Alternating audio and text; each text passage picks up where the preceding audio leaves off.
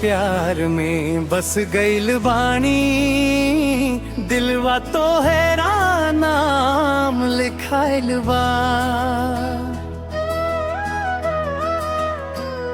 तोहरे प्यार में बस गइल बानी, दिलवा तोहरा नाम लिखाइल बा।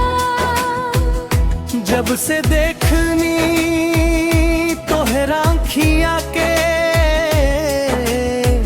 सपना में रोजे तू समाइल बा।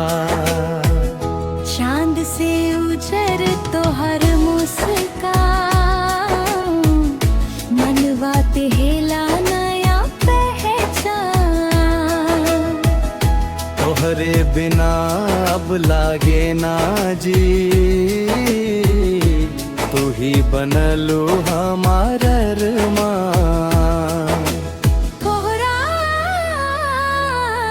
तोहरे प्यार में बस गइल बानी, दिलवा तोहरा नाम लिखाइल बा।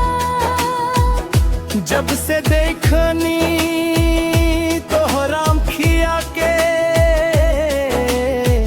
सपना में रोजे तू समाइल बा।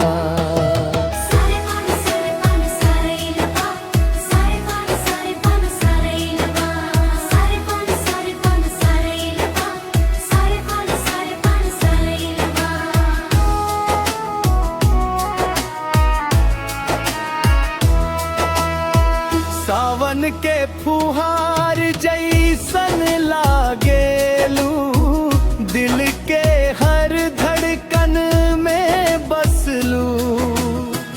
रात भर जागी तोहरा खातिर, प्यार के दीपक बन जललू।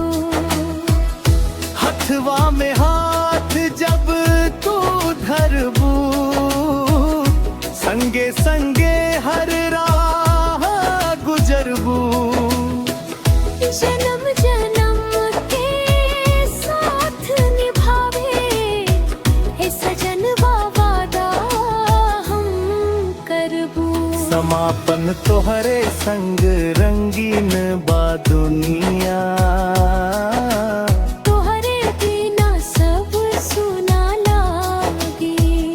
तोहरे प्यार में बस गइल बानी, अब त बस तोहरे नाम जिए बागे।